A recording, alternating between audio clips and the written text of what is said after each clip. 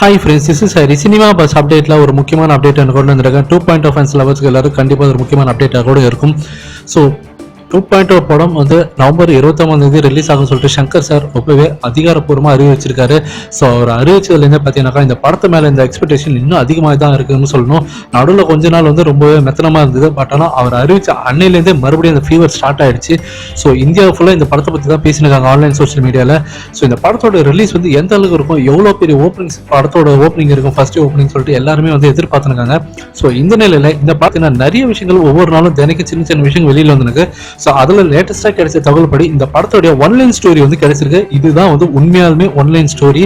So இந்த படத்தோட story எப்படி இருக்குனாக்கா, ஃபர்ஸ்ட் பார்ட் எந்திரன் படத்துல எப்படி மிஷினுக்கு வந்து மனித வந்து லவ் வருதோ, ஒரு பொண்ணு மேல லவ் வருதோ, அதனால ஏற்படக்கூடிய விளைவுகள் எப்படி இருக்குமோ, ஸோ அதை வந்து அழகா காட்டியிருப்பாரு நம்ம சங்கர் சார்.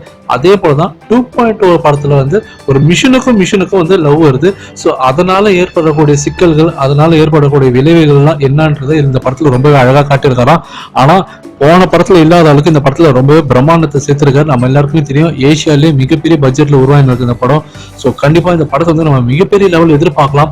ஸோ ஃபேன்ஸ் நீங்க கீழே கமெண்ட் பண்ணுங்க, நீங்க எந்த அளவுக்கு எதிர்பார்த்தீங்க இந்த படத்துல. ஸோ ரஜினி சார் வந்து இந்த படத்துல ட்ரிபிள் ஆக்ஷன் சொல்லியிருக்காங்க. ட்ரிபிள் ஆக்ஷன் எந்த அளவுக்கு வெயிட்டிங்ல இருக்கீங்கன்னு சொல்லிட்டு கீழே கமெண்ட் பண்ணுங்க ஃப்ரெண்ட்ஸ்.